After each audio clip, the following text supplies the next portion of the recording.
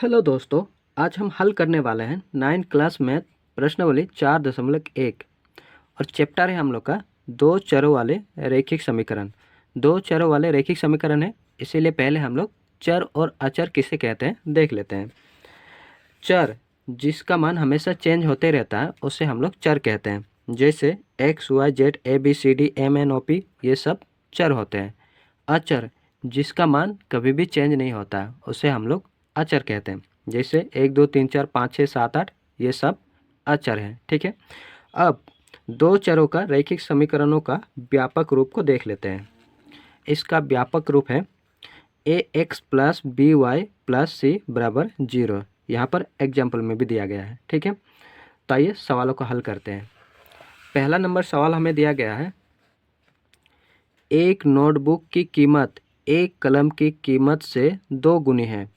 इस कथन को निरूपित करने के लिए दो चरों वाला एक रैखिक समीकरण लिखिए। संकेत में दिया गया है, मान लीजिए नोटबुक की कीमत x रुपया है और कलम की कीमत y रुपया है। ठीक है, तो ये हल करते हैं।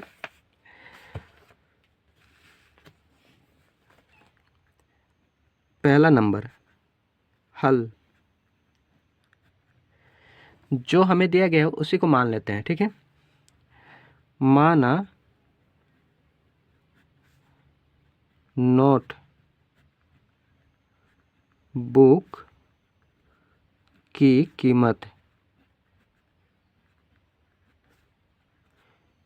₹1 दिया गया है। ठीक है, और कलम की कीमत ₹Y दिया गया है। ठीक है, अब प्रश्नानुसार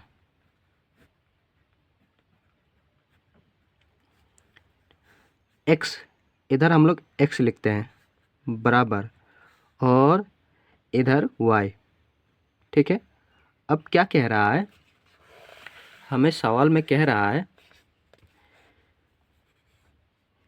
एक नोटबुक की कीमत एक कलम की कीमत से 2 गुनी है। नोटबुक की कीमत जो है वो कलम की कीमत से 2 गुनी है। नोटबुक का कीमत कलम की कीमत से 2 गुनी है, मतलब ये 2 गुनी है। अब 2 गुनी बोल रहा है तो हम लोग 2 को उधर गुना करेंगे जिधर कम है। इधर तो ऑलरेडी 2 गुनी है, तो इधर हम लोग 2 से गुना कर देंगे। इधर कम है इसीलिए इधर 2 से गुना कर देंगे। अब ये हम लोग का हो जाएगा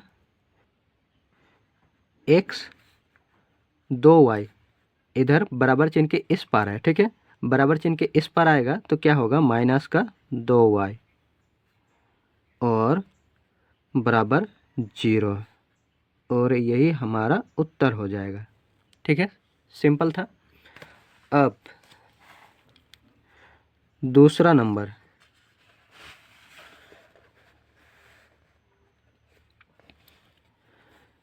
निम्नलिखित रैखिक समीकरणों को A X plus B Y plus C बराबर 0 के रूप में व्यक्त कीजिए और प्रत्येक स्थिति में ए बी और सी के मान बताइए। ठीक है, ये है हम लोग का सवाल।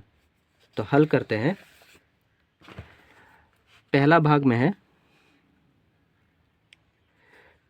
2x प्लस 3y बराबर 9.35 और 5 के ऊपर में बार है। अब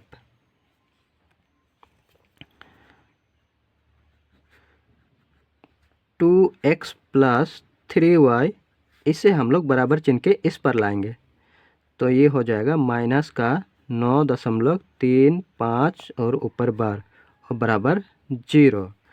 अब इससे हम लोग देते हैं समीकरण 1। ठीक है, समीकरण 1 की तुलना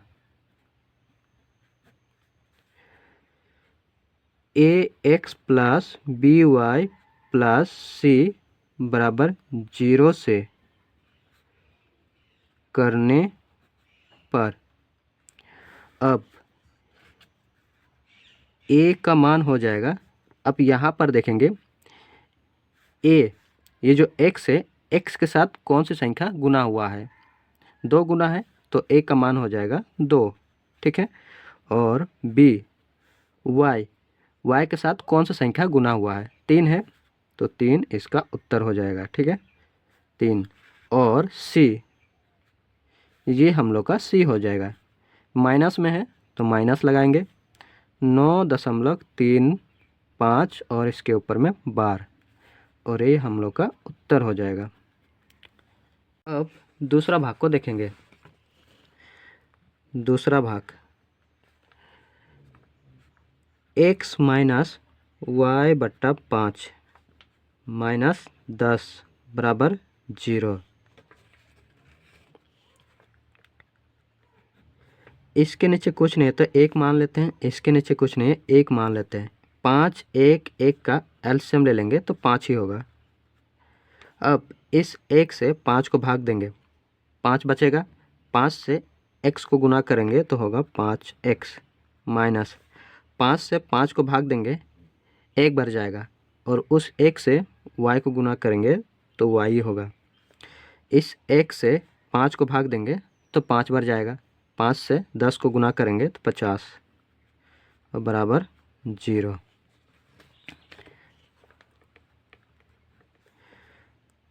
5x माइनस वाई माइनस 50 बराबर 5 इधर भाग में है, बराबर चिन्ह को उस पर जाएगा तो गुना होगा, 5 और 0 को गुना करेंगे तो 0 ही होगा। इसे मान लीजिए 1 नंबर समीकरण, और डायरेक्ट हम लोग करेंगे। यहाँ a बराबर होगा, x के साथ 5 गुना है 5, b बराबर y के साथ कुछ नहीं, मतलब 1 हमेशा रहता है तो -1 हो जाएगा, और c बराबर -50, ये हमारा उत्तर हो जाएगा। तीसरा भाग -2x प्लस 3y बराबर 6, माइनस का 2x प्लस 3y, 6 इधर प्लस में है, बराबर चिन्ह किस पर आएगा, माइनस का 6 बराबर 0। यहाँ a बराबर माइनस का 2, b बराबर प्लस का 3 और c बराबर माइनस का 6।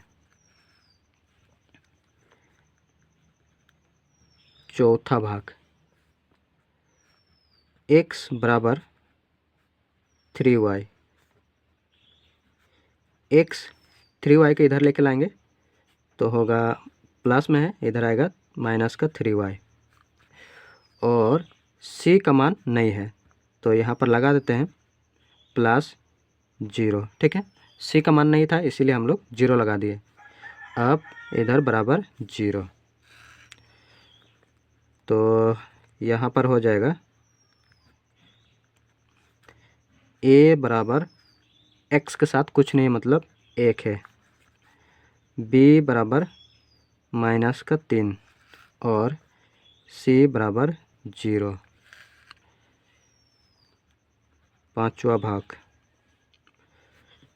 2x बराबर -5y,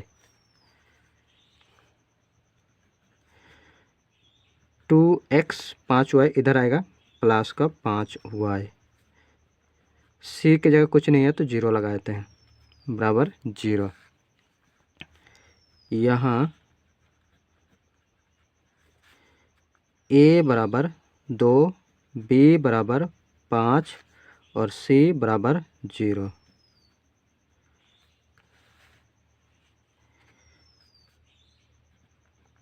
छठा भाग 3x प्लस 2 बराबर 0। 3x प्लस y की जगह कुछ नहीं है तो हम लोग लगा देंगे 0 गुना y। ठीक है, 0 और y को गुना करेंगे तो 0 ही होगा, कुछ अंतर नहीं पड़ेगा। और प्लस 2 बराबर 0।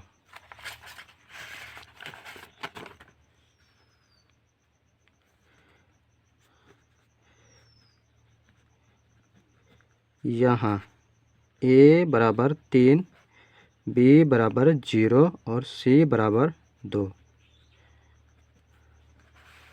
अब